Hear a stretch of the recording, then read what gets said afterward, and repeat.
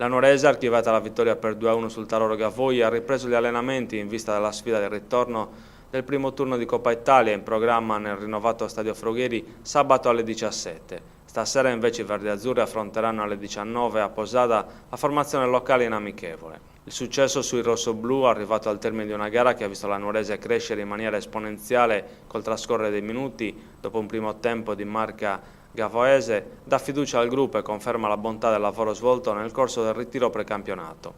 Le vittorie in questa fase della stagione possono anche non essere decisive, ma servono per dare fiducia alla squadra e consentire al tecnico Bernardo Mereu di lavorare con tranquillità. Tra i protagonisti della prossima stagione ci sarà senz'altro l'attaccante Pierpaolo Falchi, fermo ai box a Gavoi per un problema fisico, ma pronto a dare il suo contributo alla causa verde-azzurra. Pierpaolo Falchi, attaccante della Nuorese, 15 reti nella scorsa stagione, un contributo determinante per la promozione in eccellenza. Quest'anno si rinizia un campionato difficile che la Nuorese vuole affrontare da protagonista.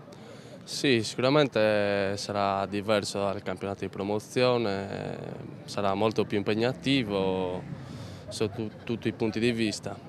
Sta a noi esprimere la nostra forza, stiamo lavorando duro e speriamo di andare bene.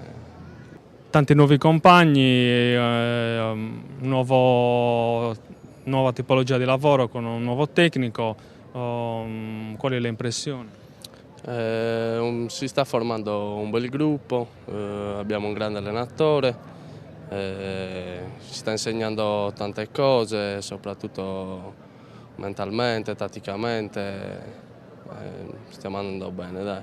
Tante le avversarie che si stanno attrezzando, come l'anno scorso sarete attesi su tutti i campi con squadre che vorranno fare bella figura, una difficoltà in più questa. Sì, sicuramente quando si gioca contro la Nuorese tutte le squadre cercano di dare il massimo.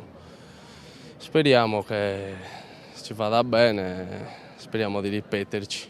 Sul piano personale invece qual è l'obiettivo? Penso quello di far bene così come la scorsa stagione. Speriamo bene, adesso sto recuperando un infortunio, spero di rimettermi presto.